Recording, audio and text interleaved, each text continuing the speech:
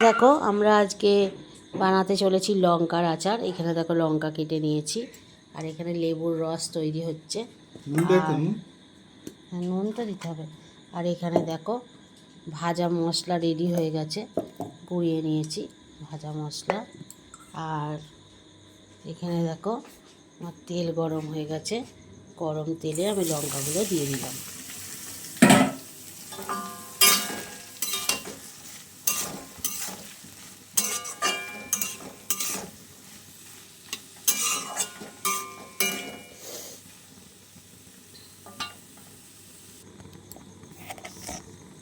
এবার আমি পরিমাণ মতো লবণ দিয়ে দিলাম,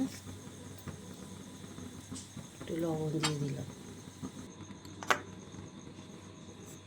ভাজা মশলাটা দিয়ে দিচ্ছি। দেখো বন্ধুরা, ভাজা মশলা দেওয়া হয়ে গেল।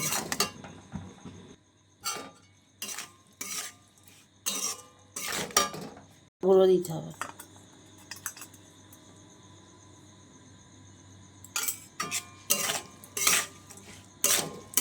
হলুদ গুঁড়ো দিলাম, হলুদ গুঁড়ো।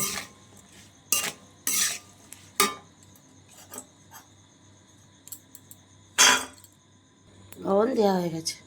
এখানে আমি হিং দিয়ে দিলাম, হিং।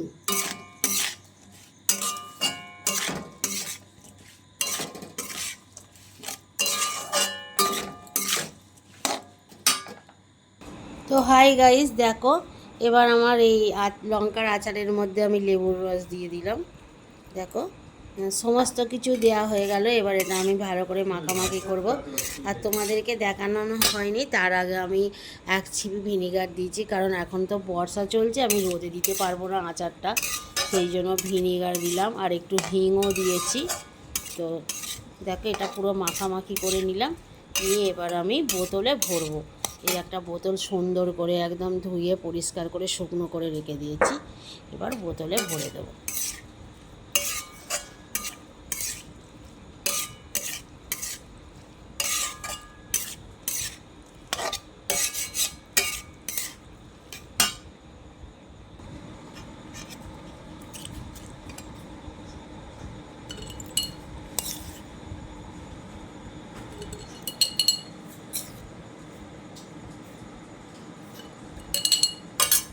তো হয়ে গেল।